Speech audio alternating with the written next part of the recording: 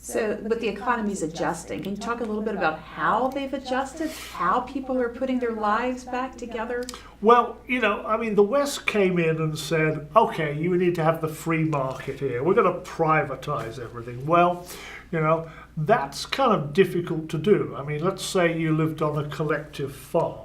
You don't look like you lived on a collective farm, but let's say you did.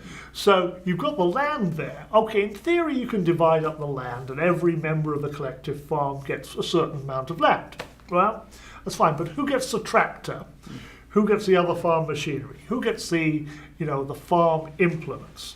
So the whole privatization of both agriculture and industry was thoroughly corrupt, but went at a very, very fast pace because the West was insisting on these reforms.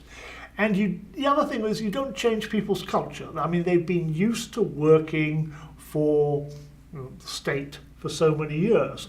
Asking them to be entrepreneurial and seek new markets and do things like that, you've been dependent for so long, you don't change that way.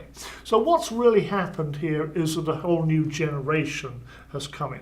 People who were just children in the Soviet times, who have not experienced Soviet culture. And they're the ones who are starting businesses, they're the ones that are trading, they're the ones who are being entrepreneurial.